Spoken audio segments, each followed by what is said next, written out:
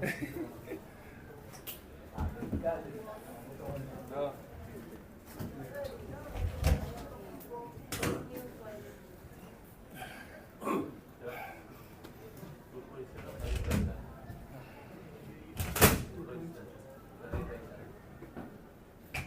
Coach Tim, I'll start with you. Your team came out really strong at the start of the third quarter, but Phoenix made a comeback before you guys were able to recover late. Can you talk about the fighting spirit that your boys showed from that stretch until the final minutes?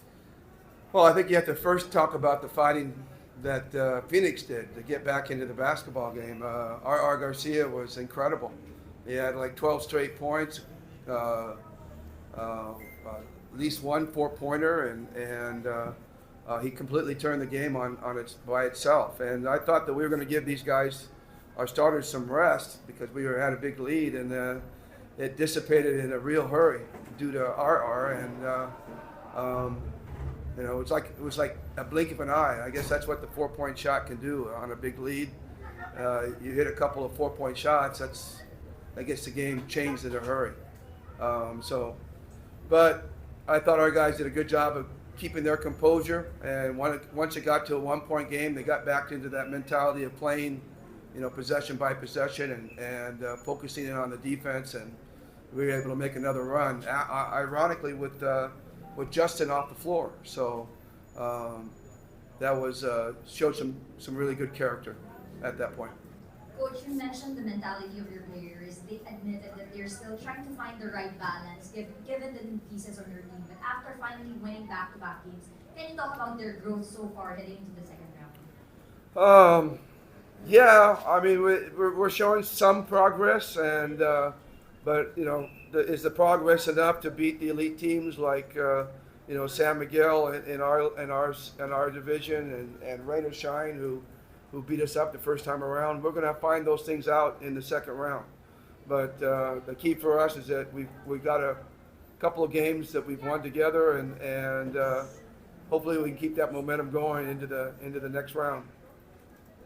We're playing, I guess, Blackwater next, who's won 3 in a row and who beat us up in our last game. So it's going to be still a great challenge going forward. Thank you, Coach. Japeth, great performance, 31 points. Anong masasabi mo? Kasi exclusively center na yung nilalaro mo ngayon mula nung nawala si Sistan. At ngayon, isa ka na sa mga veterano, nakakapag-deliver ka pa rin para sa team.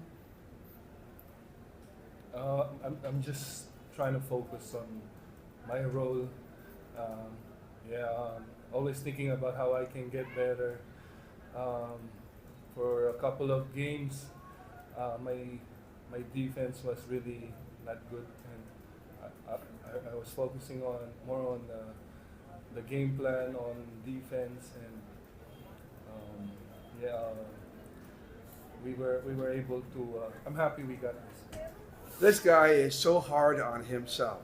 He has a game like he has today, and he's still complaining that he did something wrong. But this guy is so hard on himself, and even when he plays awesome, he still finds things to pick about himself. So it's amazing.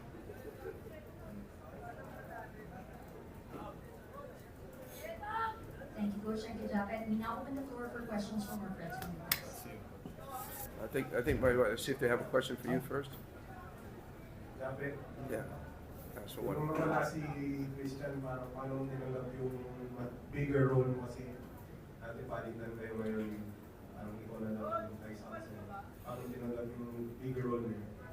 Actually, it's not just me. It's really all of the new guys in the team. Yung sa akin lang, I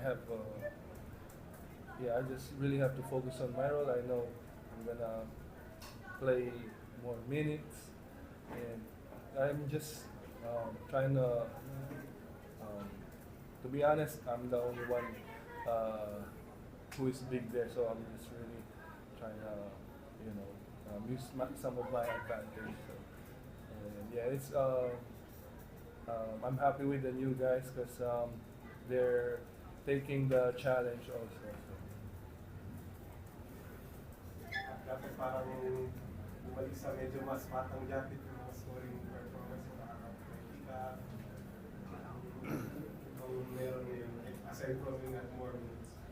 I'm really just trying to um, focus on on offense. I'm just really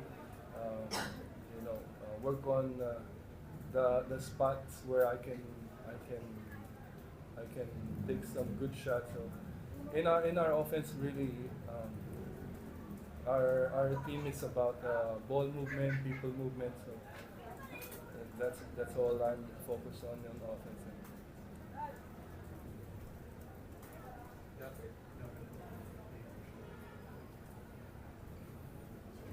Okay, go.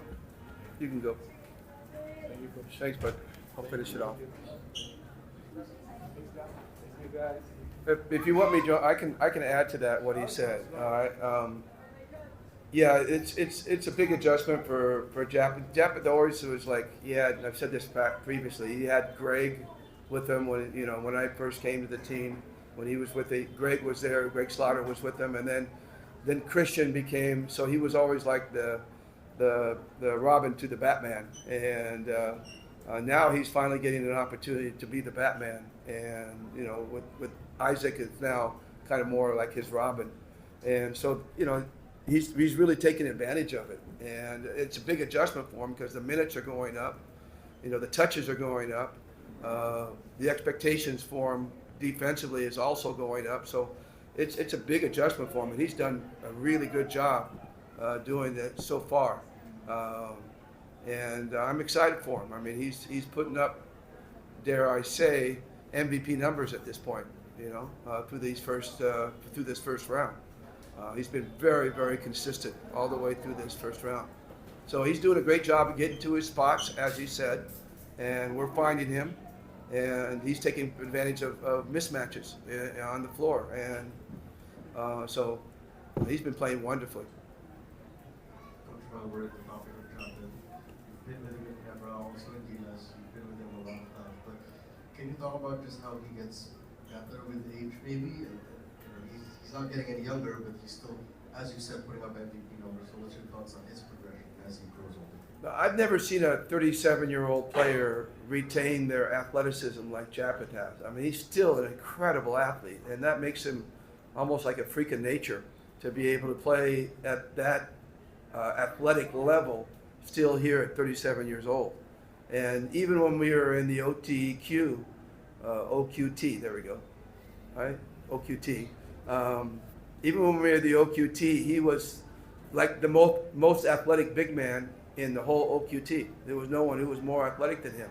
Maybe the kid from Brazil, maybe, but I don't think so. And again, he was 37 years old. So he's really amazing that he's able to keep his body and do the things that he's still able to do. That's why it wasn't, it wasn't that huge of a stretch for us to move him into the main position, because he still is playing at a high level, and sometimes you didn't get a chance to see that all the time because he was sharing time with Greg and Christian in the past. Now he's got that position open all to himself, so he's really showing everybody who he is and how well he can play.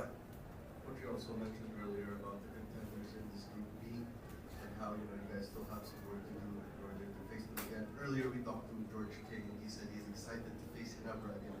So your thoughts on facing Blackwater the second time around, and what do you guys think you guys need to improve on before that game? This is the first time in many years that we've actually had a chance to play somebody twice in the eliminations, right? I mean, this is really a different feel for us. We haven't really felt like this before.